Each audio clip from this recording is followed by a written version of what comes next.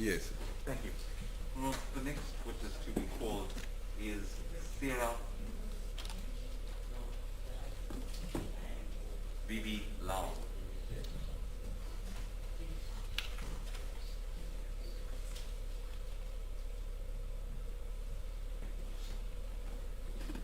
Sarah Bibi Lau.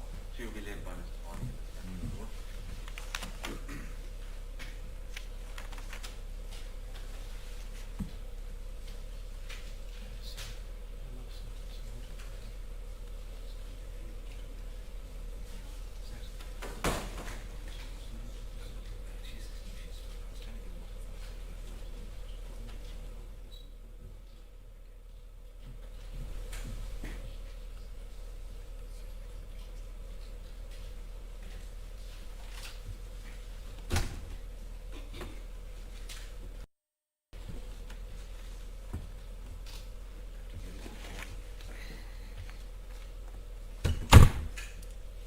State your full names.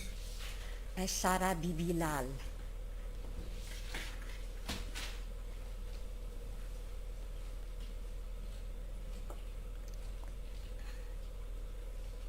Mrs. Lal, is that Mrs.?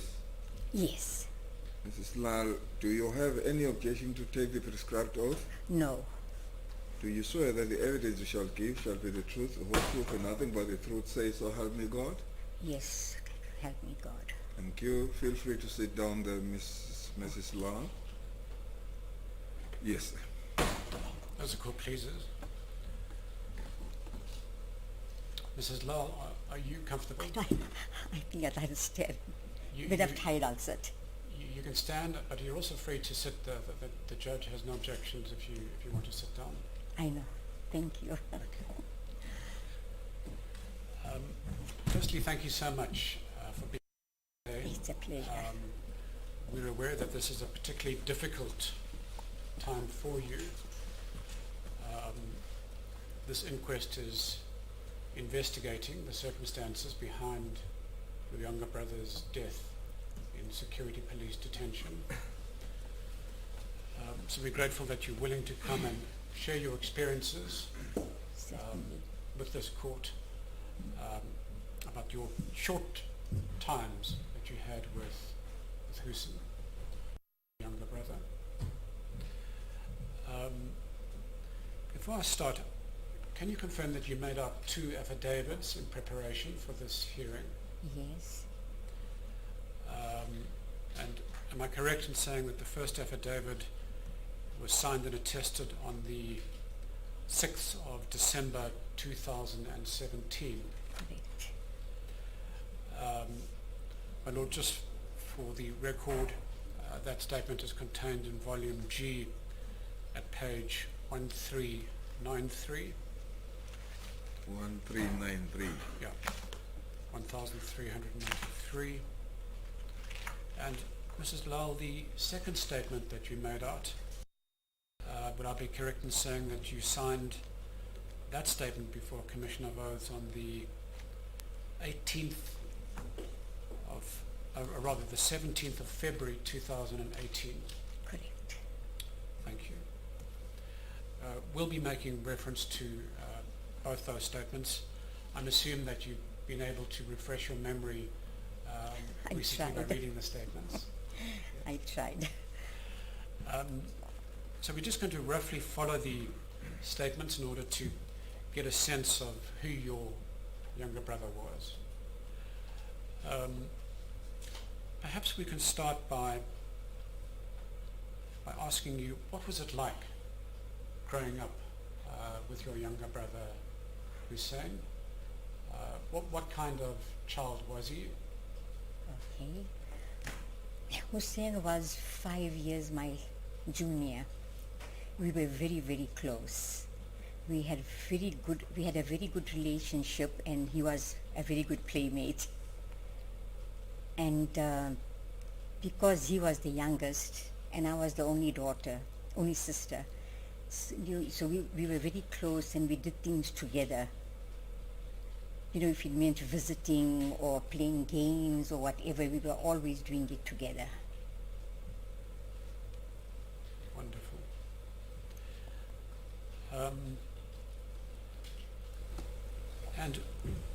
he got a bit older, I see from your affidavit that you described him as an extremely happy, outgoing Very, person. very much Can you so. elaborate on that?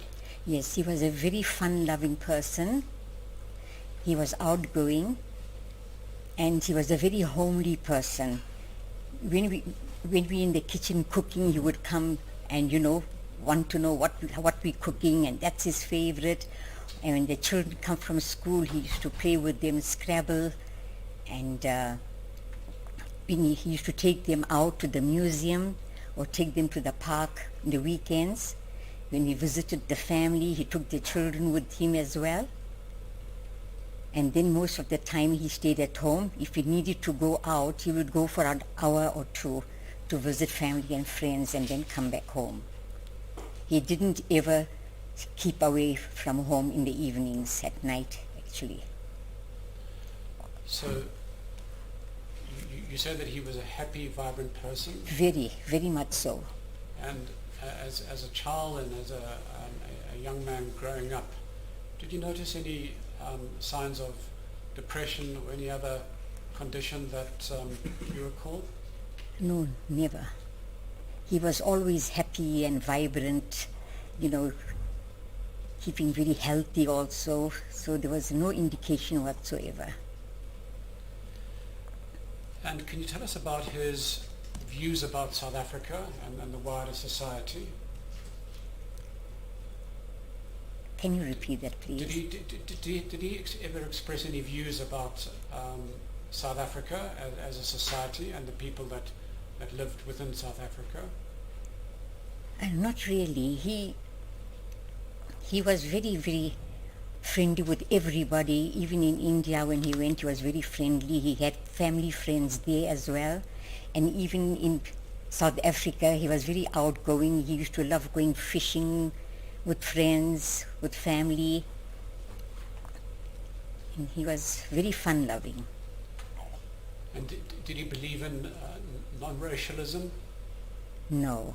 Not that I know of, no. Because in your statement, you do mention that he would occasionally bring friends back of different races, and he appeared to regard them all as equal people. Yes, he never ever discriminated and said that, don't be friends with a white or a black, whatever. No, he wanted everyone to be treated equally. We were never a family that were racist as well. So we lived with all nationalities. Right. As far as you were aware, was he involved in any political activities as a young man? No. But is it possible that he might have kept some of his political views or political activities from the family? It can be possible, but he gave us no indication. Right.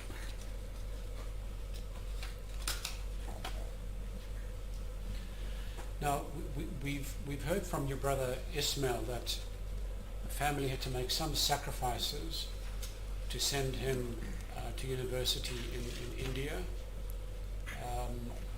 Can you elaborate on what those sacrifices were for the family? Yes.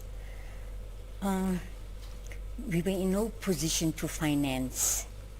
My father had a lot of friends because he used to do a lot of work for the mosque and things, and he had friends, he had colleagues that whoever helped out, they would loan him the money, and over time it would have been paid back. We had a running business, but it was not a booming business. Right. It was just a little grocery store. Do you recall how long it took to pay back the loan that was taken? Well, his friends never really pressurized him. Whenever he had the means, he just carried on giving, time to time. Right. And it's possible that you could have paid off after Hussein got back from India as well. Right. So it was a big sacrifice that the family had to Oh make. yes. So what ambitions did you and the family have for Hoosen once he had managed to qualify? Well, my parents had hopes, and all of us, that once he qualified, he'll be our pillar of strength. I was a dressmaker by trade, and he also offered me and told me to look around. I must look for premises. He'll get me people that do sewing. He'll get me machines, and I can supervise and help with the sewing. And, he wanted me to get big. He wanted me to really expand with whatever I knew about my dressmaking. And from his first salary, he bought us a second-hand dining room suite, which we use up today. So he was not a very elaborate person as well. If it was good second-hand stuff, it was fine. So whatever he could afford, he tried to accommodate us with it. But my parents had a lot of hopes that, he will see, so we have better living conditions, maybe buy your own home or whatever, in that sense. If we needed a good motor vehicle, well, we knew that Hoosen would be able to provide for that as well. Right. So there were high hopes Oh, for what he would achieve yes. and what he could potentially Yes, do for a lot of the high hopes, family. because he even spoke to the children and told the children they must do well in school. He will finance them in whatever career they chose. You mentioned in your statement that while he was in India, he was able to visit a number of other countries. Do you recall which countries he was able to visit? I know he went to London, but he hitchhiked. He hitchhiked to London. Yes. And any other countries? I suppose he visited many countries on his hitchhiking. Yes, he did, because when we asked him, how did you do it, he just laughed. I suppose he couldn't explain it. And while he was in the United Kingdom, did Hoosen tell you about his time there and the people he got to know in the UK? All I know that he lived with my Auntie Rabia. I don't know about the other whereabouts. Right. He didn't mention whether he had met, or rather let me rephrase that question. Looking back now, do you know whether he met individuals who were politically active in the anti-apartheid movement? Not to my knowledge, no.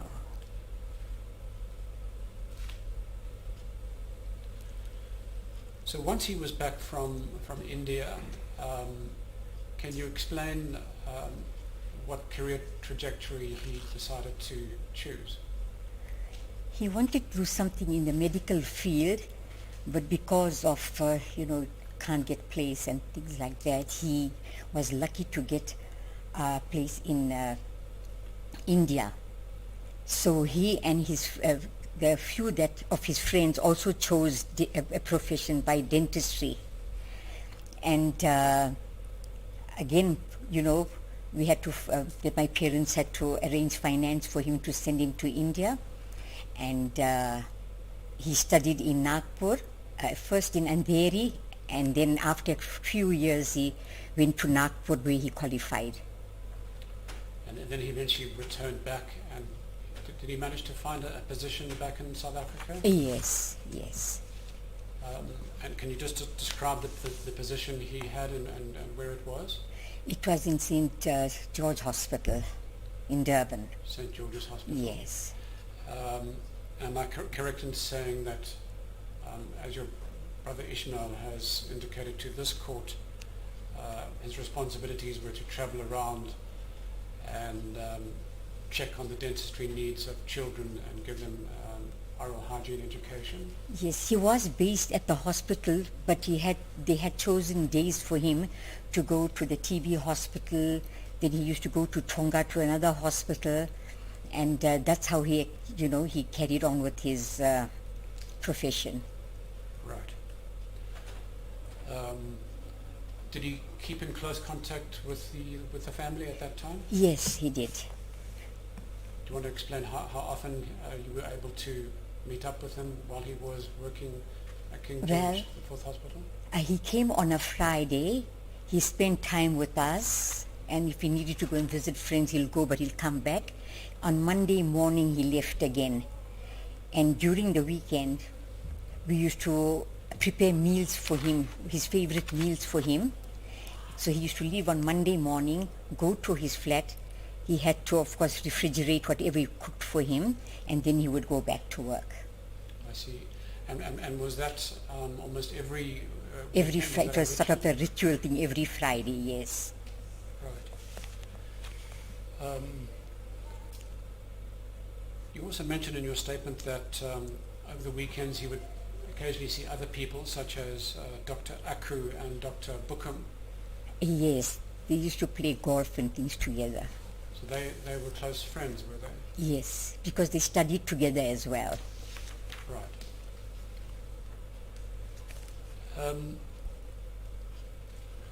In the months and weeks leading up to his detention on the 2nd of August 1977, how would you describe his state of mind and state of being at that time? You know, I couldn't figure out any change in him. He was just the same normal person. So he I didn't did you see say any... he was as happy as he had Yes. been in the years prior to that? Yes, I didn't see him like, living with anxiety or being stressed, nothing of that sort. Right. And physically, what shape what was he in? Very, very, very, very healthy and, always fresh and frisky is the word. Right. So can we then turn to the last recollections you have of your brother, the last time you saw him? According to your statement, it was the Saturday before he passed away. Yes, it definitely was the Saturday because I used to live in a flat, and I used to help my mom prepare the meals, and I would go to my flat because I was living on my own. So there were days that I would leave on a Monday morning, and sometimes I would leave on a Saturday, sometimes even on a Sunday. But that last weekend I left on a Saturday. And can you tell us about your last interactions with your brother Hoosen? Everything was so normal, nothing specific had happened, but I can clearly remember him, he was playing Scrabble with all the children at home on Saturday. And I had to take the kids off the game and, move on to my flat. Right. So that was the last time you saw him? Yes. And he didn't express any concerns to you about anything that was happening in his life at that time? No, nothing.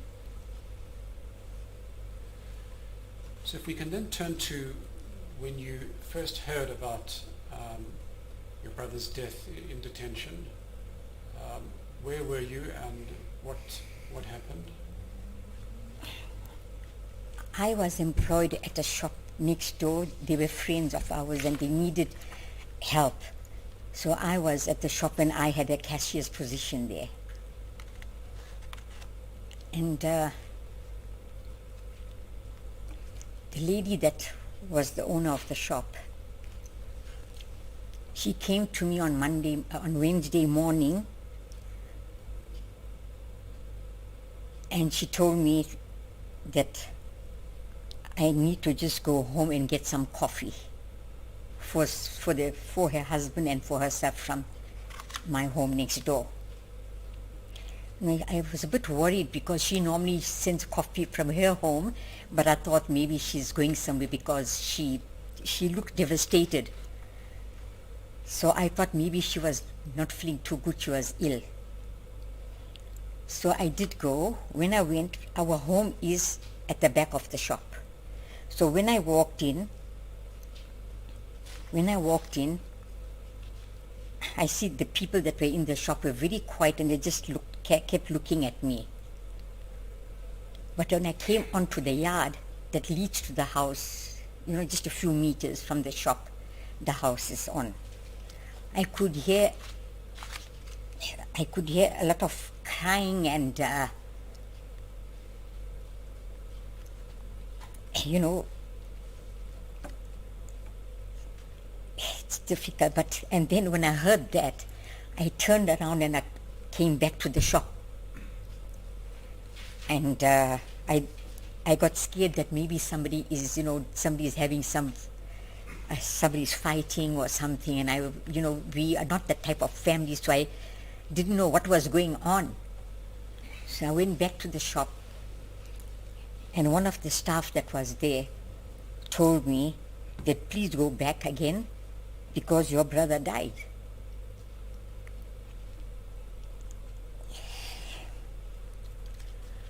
I became hysterical,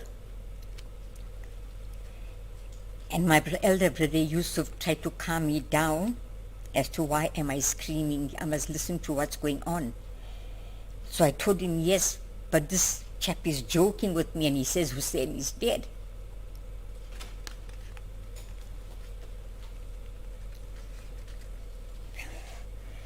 So my brother told me, yes, it's true.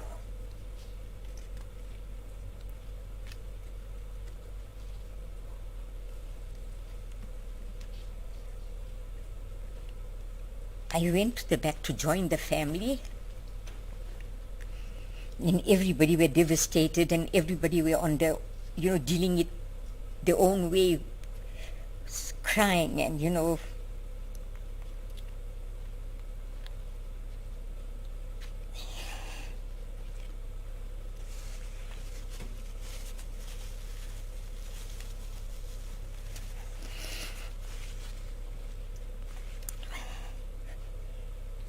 it's the first time I've ever attended a funeral, family funeral, and it was so tragic. And it was the first member of the family to pass on. Looking at my mother was a very bad experience for me and also other family members. My mother was a very strong lady. She tried to calm me down, and my neighbors and other family members tried to talk to me, but I was in no frame of mind to deal with it. They had to sedate me for 3 days.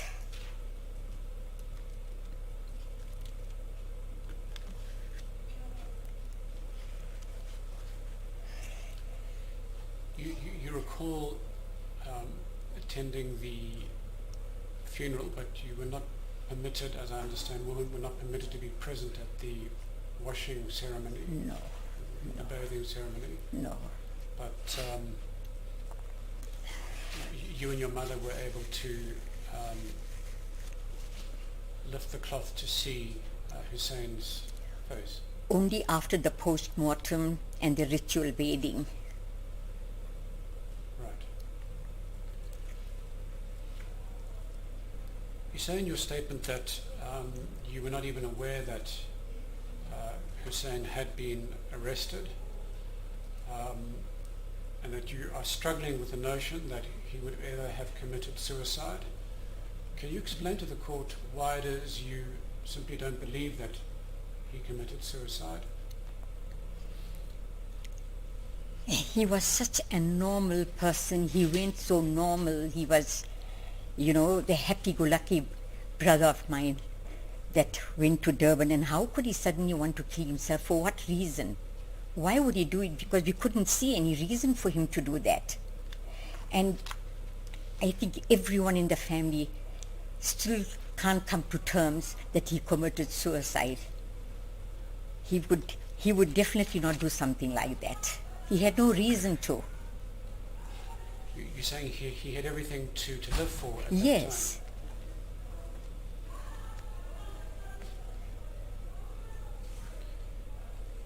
If we can just turn to what happened post the death of your brother. You mentioned that the family received some harassment from the security branch. Can you describe the kinds of harassment that the family sustained? I'll tell you about one incident which is very vivid in my mind.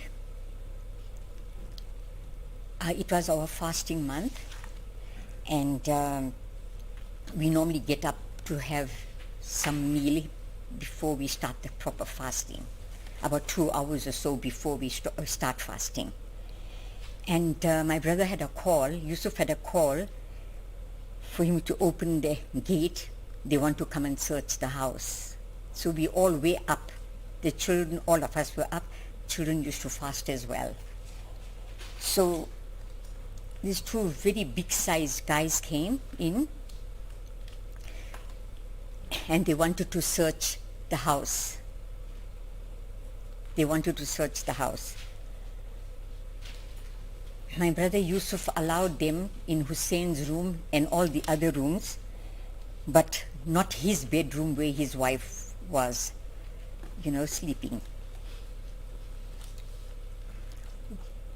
My daughter, who was at the time between 11 and 12 years old,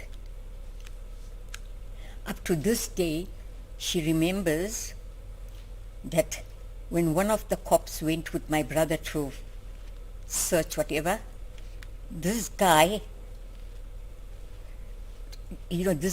told them to keep quiet and not to move, and he had a gun in his hand.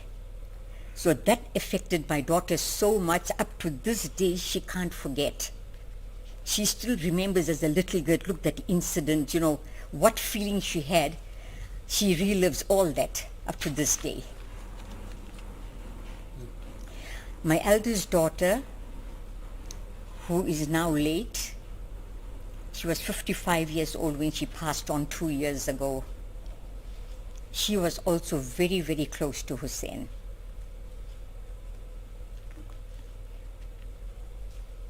And he used to always give her good advice. You must learn to help in the kitchen. You must study well. I will make sure whatever you want to study, I'll be there for you. He was a real family man.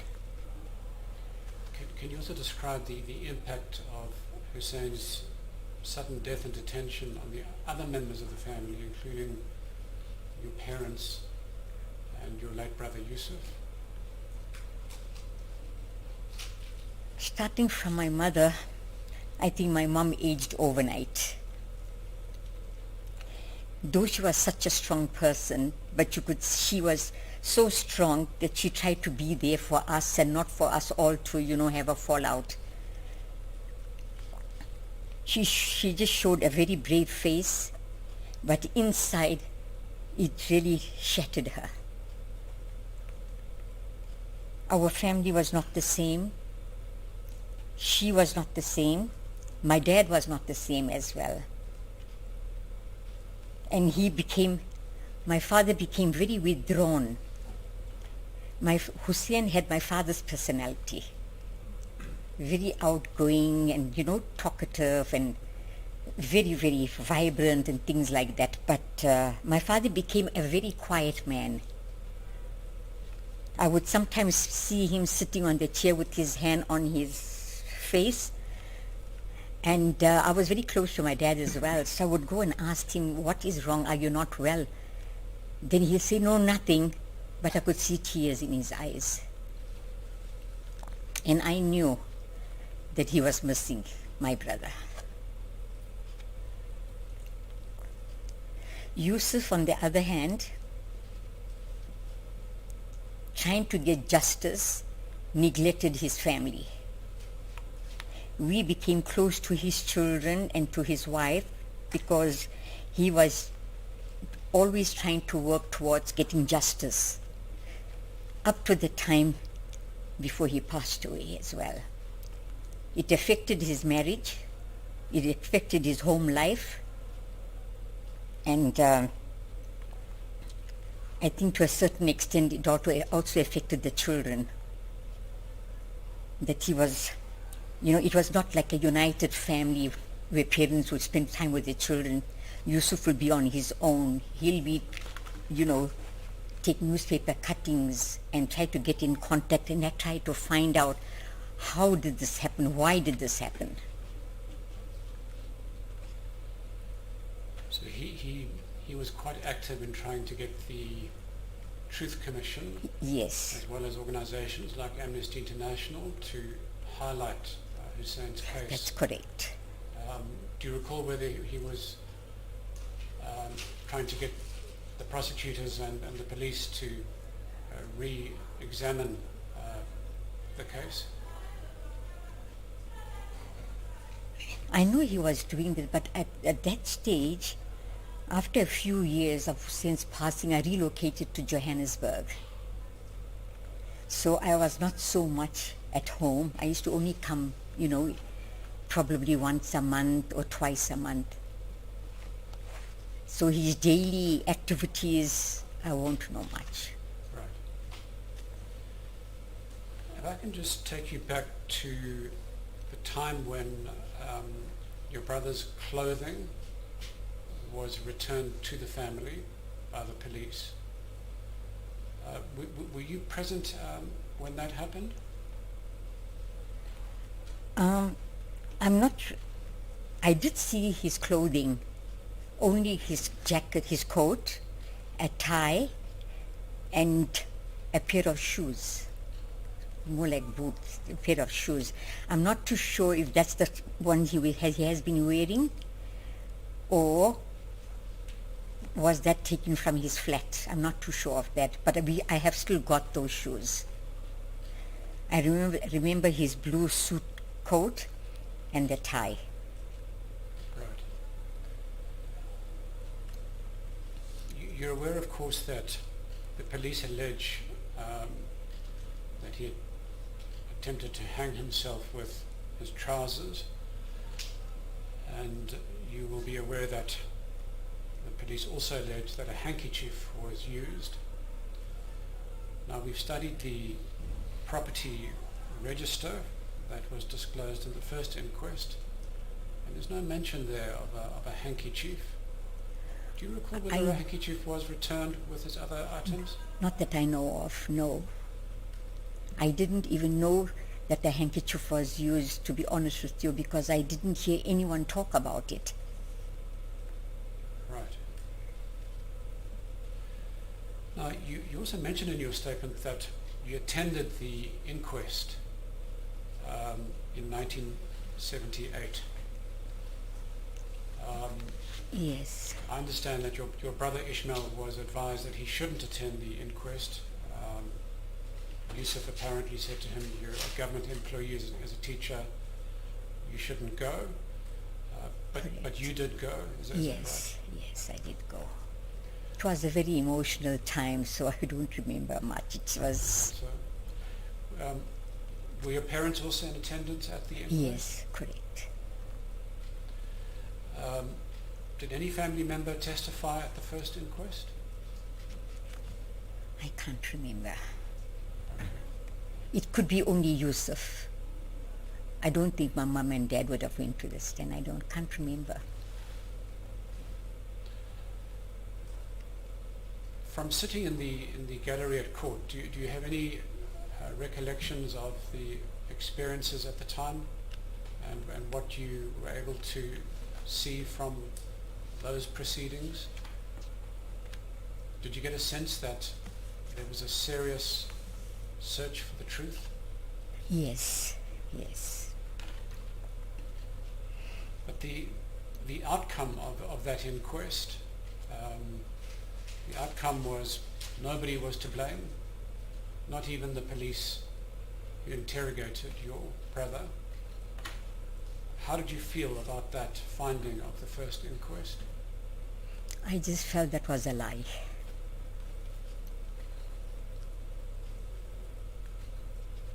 Right.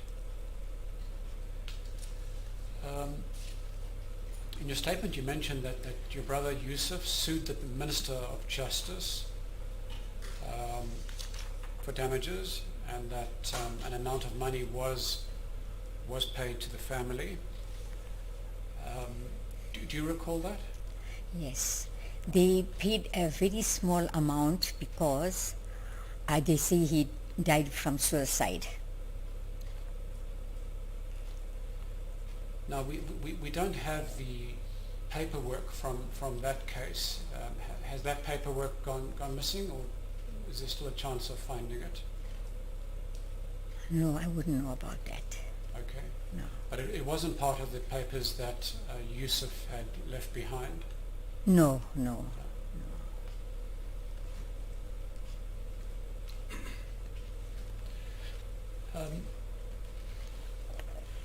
Mrs. Lull, if we can now turn to your second statement. That was the statement that you had made on the 17th of February 2018. My Lord, that's also in volume G at page 1445.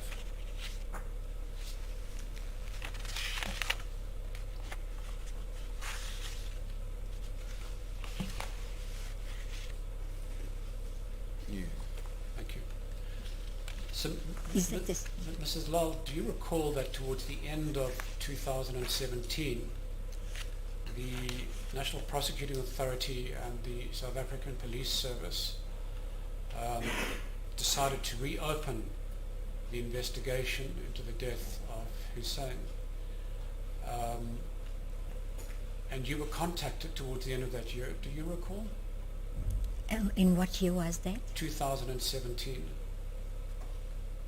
So it was Advocate Shubnam Singh Oh, yes, of yes. the National Prosecuting Yes, Authority, and Frank as well. as well as Frank Kamanyane Yes, of yes. the Hawks of the South African Yes. Police Service.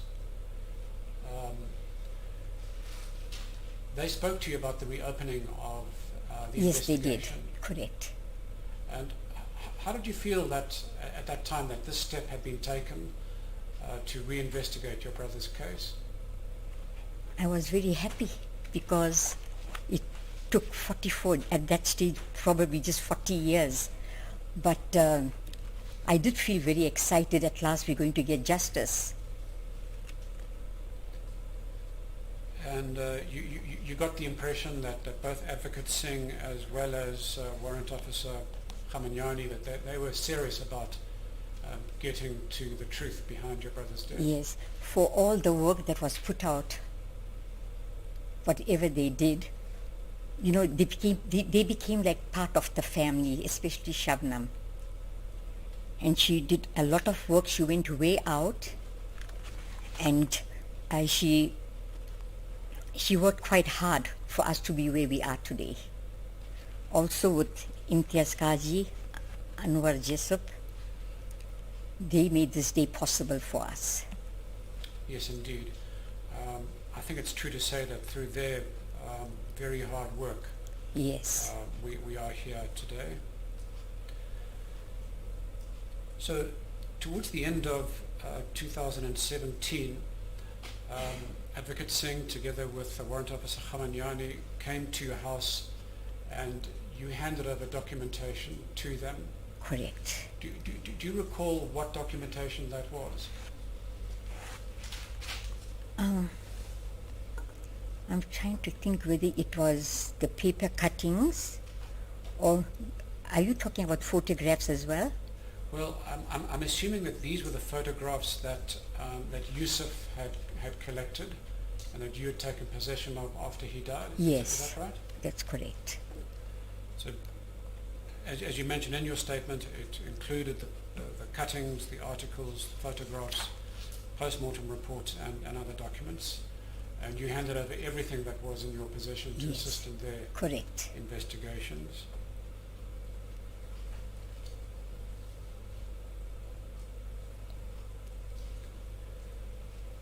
Then is it also correct that early in 2018, to be precise, on the 23rd of January 2018, Advocate Singh and Warrant Officer Kamanyane came back to your house to meet with you? Correct. And do you recall why they came back a second time on that day? Did you find more information that you wanted to hand over to them? Yes, correct. Right. So just to refresh your memory, one of the documents that you had discovered, and this is at paragraph 6 of your second statement on page 1446. You said you handed over a copy of an aerogram letter that you had found in a bookshelf in Yusuf's room. The letter was dated 20th of May 1977, and it was addressed to somebody by the name of Jurgen, and was written by Mattia Benjamin. Do you recall reading that letter? Yes, I did. And when you read that letter, did you feel that this letter was important for Very. the investigation? Yes, I got in touch with Shabnam the same time, and I told her, look, this is what I found. And she told me to hold on with it, keep it safely until she can come and fetch it. And what was in the letter that you felt was perhaps significant for the investigation? The letter was clearly more about Madhi's involvement of trying to, being jealous and she was it was because of her that whatever happened to his son afterwards, because she had sort of, stated that Hussein was this and he was a spy and, so many things. Right. My Lord, for the court's reference, that letter is in the record. It's at page 1462, also of Bundle G, and it appears to be attached to the statement of Mati Benjamin. And it does appear that the letter is from an M. Governor addressed to Dr. J.F. Weber, spelled W-I-E-B-E-R.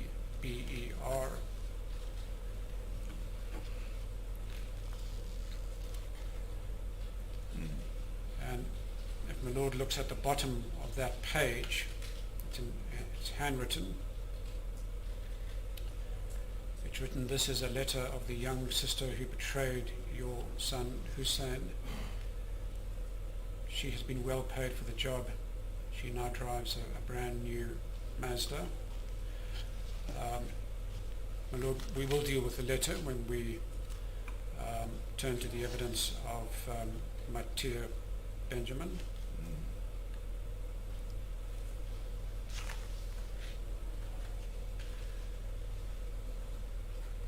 Mrs. Lull, you've mentioned that we are now 44 years has elapsed since the death and security branch detention of your younger brother.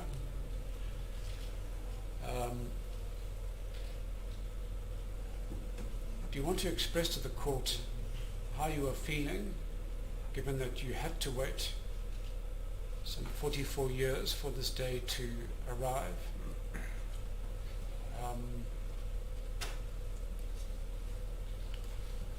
Do you wish to express any of the frustrations and challenges that you have encountered in trying to get justice for your brother?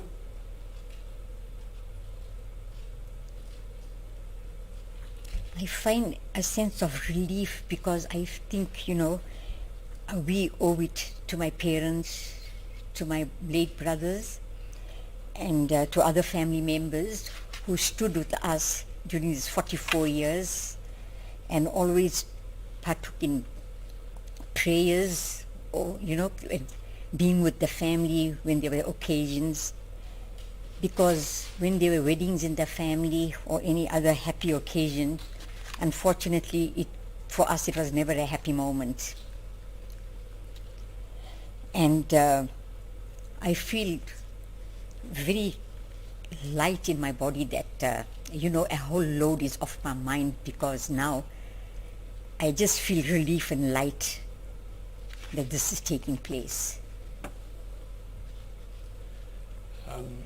And how do you feel given the fact that some of the, in fact, most of the main culprits who were interrogating your younger brother have died and have effectively escaped justice? The last one who died only died a few days after the Minister of Justice announced the reopening of this inquest in 2019. That was Captain James Taylor.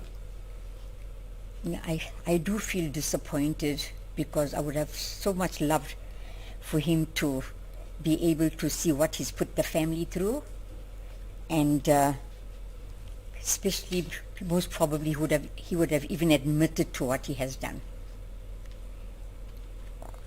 And if the state had acted when your brother Yusuf was trying to get them to act, at least following the TRC, then in fact it could have been possible for both Taylor as well as Dutoy Yes. to be held to account. That opportunity has now Elapsed. passed. Yes. Just one last, I just overlooked one other matter. You said you also found a brown envelope with 3 photographs in it, Correct. which you also handed over to Advocate Singh and Warrant Officer Khamanyani. And that one of the photographs depicted a white man who was in camouflage uniform. Correct. Now we're still trying to trace those photographs. We've asked Warrant Officer Khamanyani to look in his records because they're currently not part of this record. Did you recognize who that white man in camouflage was in the photo? No, you could, besides the build, being a big person, you couldn't. I think there was a table, there was a glass on the table, and I think it was a beer bottle, if I'm not mistaken, was in the photograph. There were 3 photographs, 2 looked similar, and the one actually showed, I can't understand why, but it showed more of a wall, and it seemed like the wall was stained. I'm not sure with what. It could be blood, it could be some other matter.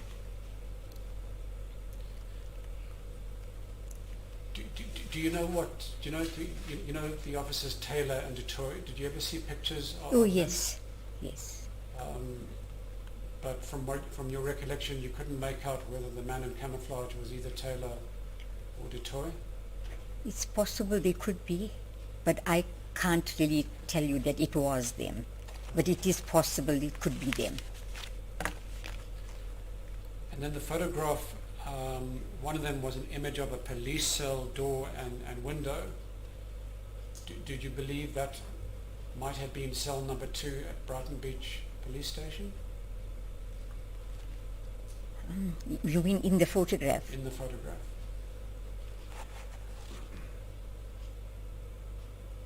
I didn't see a table in the cell yesterday, so it will be... No, there was no table. The picture that apparently you found was of a police cell and the door and window. That's all. Yes, it could be. It could in fact be the cell in Yes, which it your could be, younger brother yes. Yes.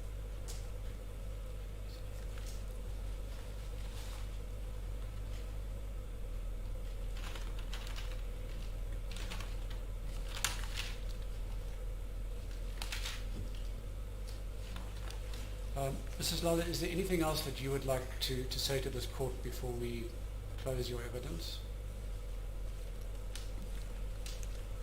I just need to thank the team, all of you, for bringing this day and making it easy for us and giving us the satisfaction that justice will prevail. Thank you. No further questions. Mr. McDonald, Hello, how are you? Fine. Good. Won't keep you too long. In Muslim religion, when a person passes on, and if it is by suicide, can you tell the court if the person is buried then at the cemetery in the same place as other persons? No, Tell me about it. no. In our religion, Yes. when a person commits suicide, there's a special section for them that's away from all the other graves. Yes. Is there a reason for that? And if so, what? Because our religion doesn't allow suicide. Exactly. So you are almost separated from everyone else Yes. for the time being. Because it's not permissible to take your own life. And your family only knows, and the community only knows at this point, that Dr. Haffejee committed suicide. They don't know any better yet. Is that right? So they don't know anything different than that he died from suicide. You understand? Wait, before you answer, do you understand the question? No, I do understand the question. Everyone that knew Yes. or heard about suicide, no one believed it. Yes, no, that I understand. I understand that. But despite that, they still put him in a separate section because it was what had to be done. No, Hussein is buried in the normal place. I see. So they didn't believe it and they put him in the normal place. Yes. Okay, but if suicide victims, where you said that they are kept separately. Yeah, they're not allowed to be inside the cemetery. There's a separate portion or a place for them Right, okay. And out of the cemetery. what is that? What is the purpose for that? Like you said, it's because of religion. Is that right? Yes. Okay, I see. Then, do you know, as you grew with Dr. Haffejee, did you get to meet any of his friends? Yes, I did meet his friends with their families. Dr. Aku you mentioned? Yes. Dr. Buchan? Yes, correct. And what about Kalapin, Woodley? No, Katie? I don't remember him now. Any other friends that you remember?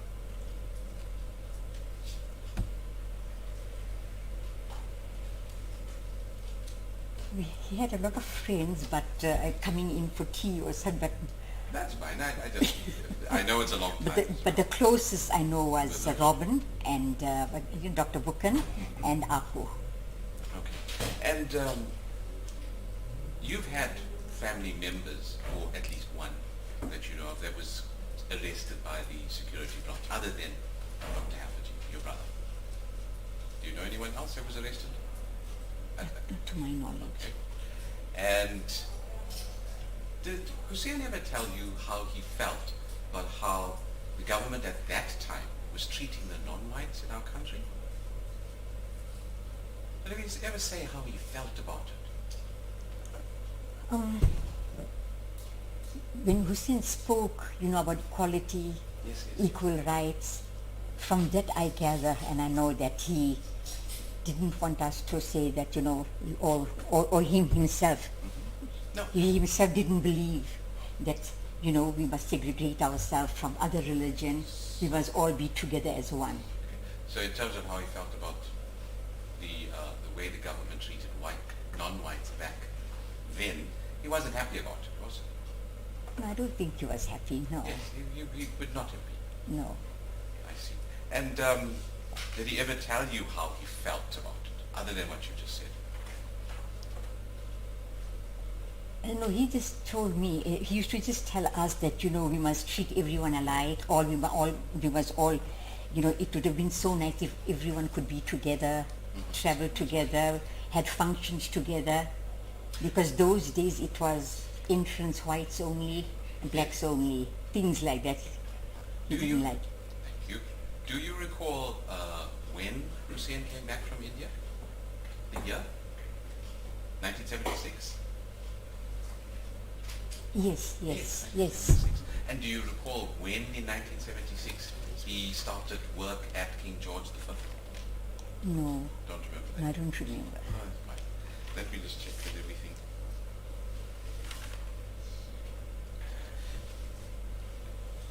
Thank you, Lord. Nothing further. Yes, any re-explanation? My Lord, there's just one small aspect that we overlooked, if I may canvass that with the witness. Yes. Mrs. Lal, when we met you at court on Monday, you produced a document that you said that you had found in a book quite recently. This is the document here. Yes. With the leave of the court, may I hand it up to the witness so she may take a look at it. Yeah. And I'll give her a copy and also provide my learned friend with a copy. And with the leave of the court, we'd like to hand up the original to the court. My Lord, may we make the proposal that we open up a new bundle for exhibits that the family will hand up. Yeah. So that would be bundle or volume L, and we can then mark this document exhibit. What was the last one? Was it not L? It was K, my Lord. Was it K? Yeah. Okay. We'll mark it L then. And this particular document will number L1. Okay.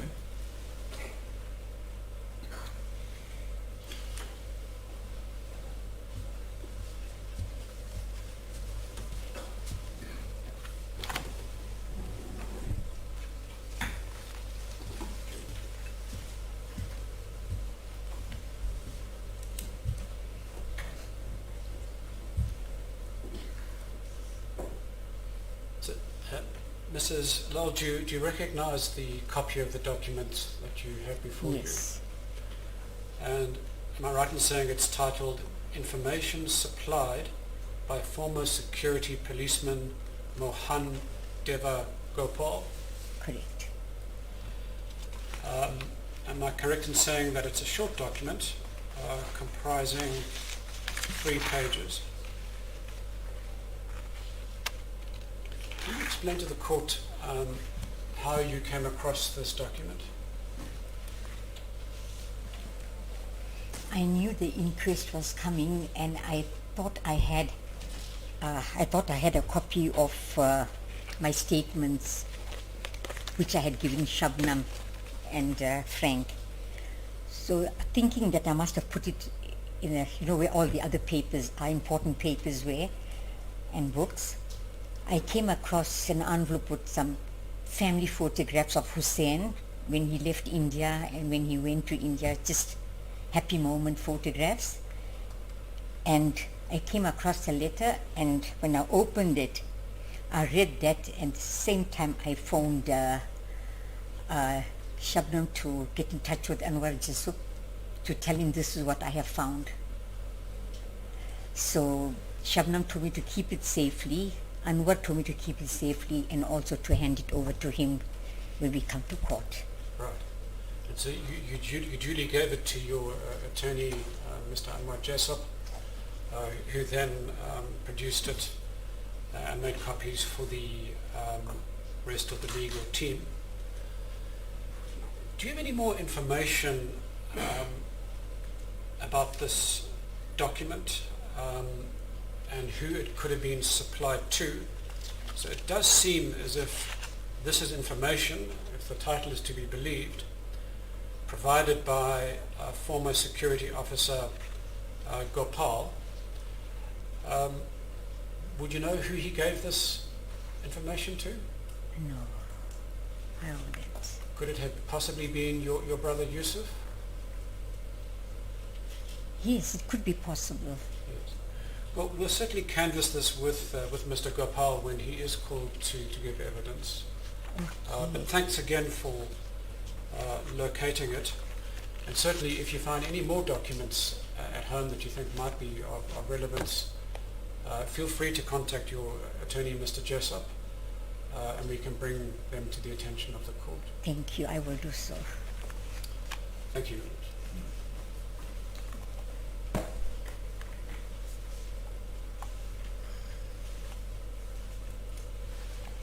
Thank you, Mrs. Lau. Thank you. You may be excused.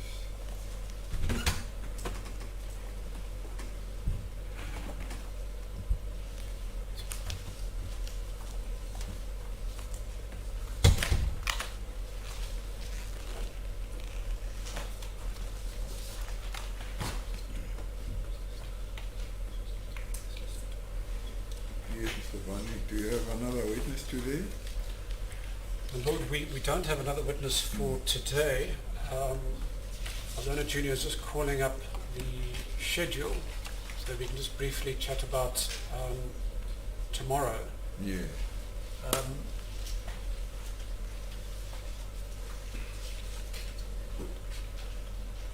My Lord, so for tomorrow, on the schedule we have Mr. K.V. Mudley, who we describe as a character witness for the family.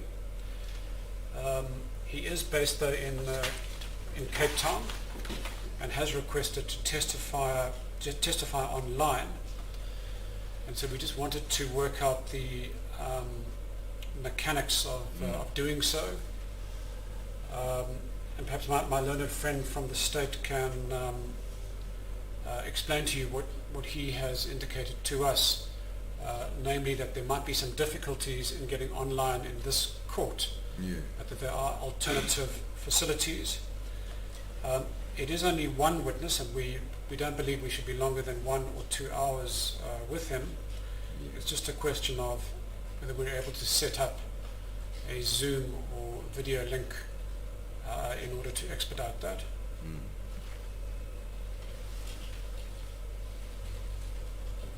Mr. McDonough? Thank you. Yes, Lord, I'm looking at the schedule. A little surprised. Mr. Woodley was supposed to have been today, that's first, and it says that he's supposed to be in Pietermaritzburg, but be that as it may. The point is this, he is to testify, as I'm led to understand, by video link. Now, at this point in time, we do not have the facilities in terms of data to be able to do so. However, our offices, which are short distance away, do have the facilities. I had suggested to my colleagues that for the video links that have to be done for witnesses either out of the Republic and or province, that we conduct the proceedings at that office. In the office? Yes, it was something that was supposed to have been discussed with you first, Judge. Well, I don't know. How big is that office? It's a conference room. How many people does it take? Well, I haven't seen it yet because the information that regarding this had come to me today, and whilst I was at court, so obviously unable to examine the room. However, I have been informed that it has been used previously for specifically an adjournment in the matter between the state and Mr. Zuma. Well, I suppose adjournments and hearing a matter in that, well, it will take what, 1 hour, 2 hours? That's why, you see, you don't have enough information for me, Yes. for me to make a determination whether it will be suitable. Yes, my Lord. If we may stand down then, Lord, and I can address the issue and give the court feedback. Good. You are welcome to see me in my chambers. Thank you. So that we can discuss this further.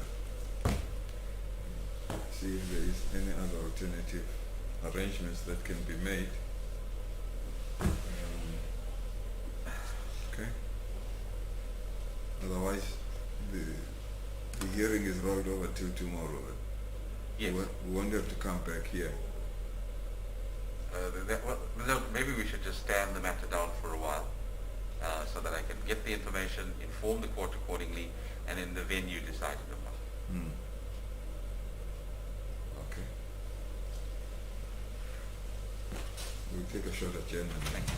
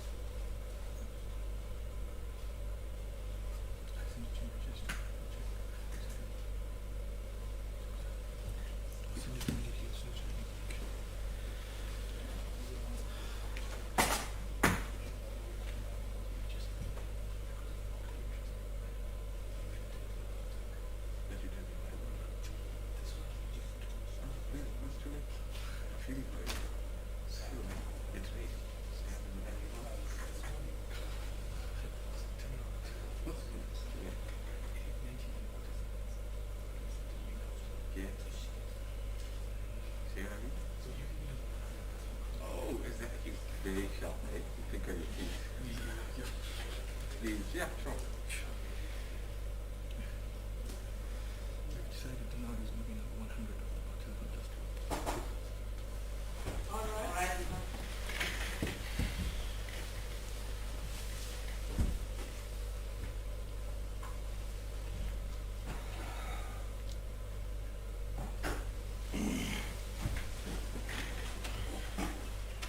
Yes, Mr. Minister. Thank you. Lord, I've discussed the issue with my learned colleagues regarding the venue for the video links and testimonies. We are in agreement that the NPA offices will possibly be used after we have the venue looked at, and once it's decided that it does meet all the protocols for the COVID protocols, Yes. then we would be sitting there. And Okay. obviously this would require a rearrangement of the list of witnesses and their order. But that said, may the matter then be adjourned to Monday, Lord. Have you also spoken about the recordings? Whether we'll be able to record these proceedings and all the other equipments that we have here? Yes, well, I'll have to look at that, my Lord. Obviously that's the other reason to have at least the day to do all of that in terms of organization. Yeah. All right. Thank you. Mr. Barney, Just on the we are question in of agreement. recordings, actually, as far as I'm aware, both the Zoom platform and the Teams platform have a recording function, and in the Agate inquest, we made those recordings available to the transcribers. Oh, okay. Yeah. So Insofar as the recordings are concerned. yes, we'll have to check whether it's Zoom or Teams, but they typically allow you to record everything, Yeah. which certainly in Johannesburg we were able then to email those to the transcribers, and that was apparently good enough for them. Well, I suppose you don't know this facility that the NPA has. Have you seen it? Well, it's not so much the conference room, it's the electronic software that they're going to use, Okay. because if it's Zoom or Teams, then there are ways to record everything said while people speak online. Okay. No, that's all right then. As a call, please. So, are we adjourning the hearing to Monday? Correct, my Lord, yes. What's the date on Monday? 23 August. Okay. The hearing is then adjourned to 23 August 2021, 10 o'clock. Okay, please. As a call, please. Court is adjourned. So when will I say?